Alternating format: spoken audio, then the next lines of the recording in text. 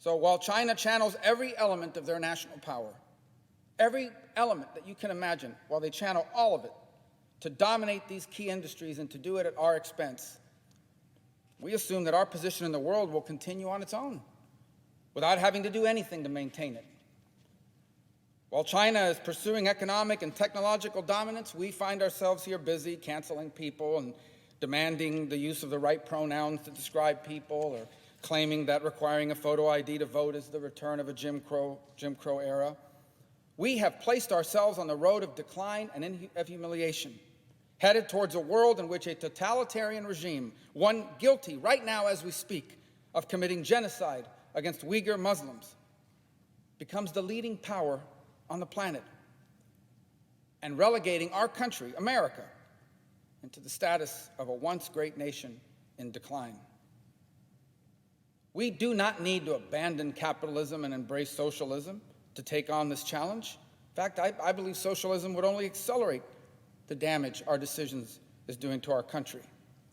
We need capitalism, but it must be a capitalism geared towards promoting the national interest and the common good, where the private market drives our economic decisions, and in those instances where the market outcome is bad for our country, in those instances in which the market's most efficient outcome is one that's bad for our people, for our national security, for our national interest, bad for America, in those instances, what we need is targeted industrial policy to further the common good and to protect our people, our country, and our future. An industrial policy targeted not to every industry or to the one who hires the right lobbyists, no. An industrial policy like Operation Warp Speed, targeted to urgent national needs. Policies like my Medical Manufacturing, Economic Development, and Sustainability Act, which would help bring back our ability to make medicines in this country again, including in places like Puerto Rico that need the economic growth and jobs. Like the CHIPS Act we passed last year to make sure we never have to depend on China or any other country for that matter for semiconductors. In 2019, well before the pandemic, I proposed modernizing the Small Business Administration and aligning its programs to the national interest, like my American Innovation and Manufacturing Act, which would incentivize private investment in small American manufacturers through the SBA. And even as we make these sorts of targeted industrial policy decisions, we need to make sure that we're protecting them from being stolen from us. One of the changes we need to make in the China bill that's now before the Senate is we need to have stronger protections against the research that we are funding being stolen. First, more of this money should be invested through agencies like DARPA, as an example, which has very good safeguards in place.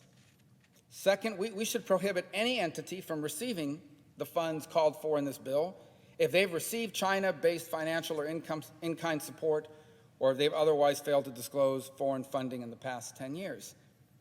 Third, we should require certification that a potential recipient of the funding has sufficient protections in place to guard against IP theft and other threats from foreign governments before they would get any of the money.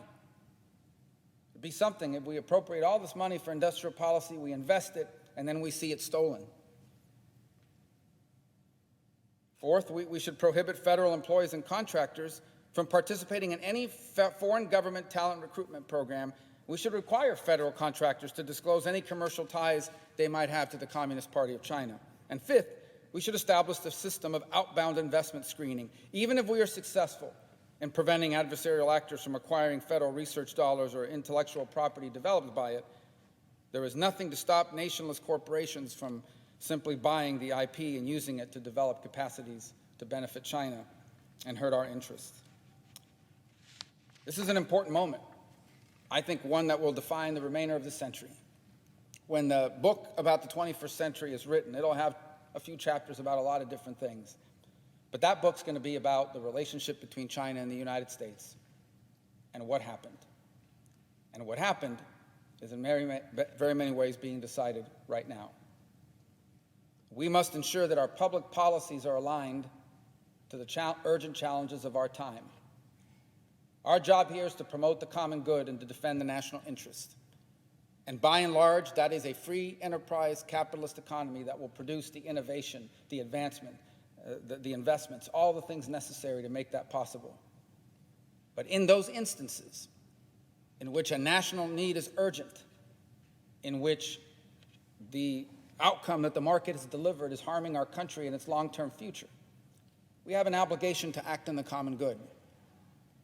And we should not allow orthodoxy or policies that made a lot of sense in the 1980s in a very different world from today to stand in the way of the sorts of targeted government-private partnerships needed, the kind of partnerships that gave us a vaccine that is bringing us back to normal, the kind of partnership that will allow us to tackle the challenges we face now, so that the 21st century will also be an American century, and that our leadership in these key industries that will define the century is neither endangered nor lost.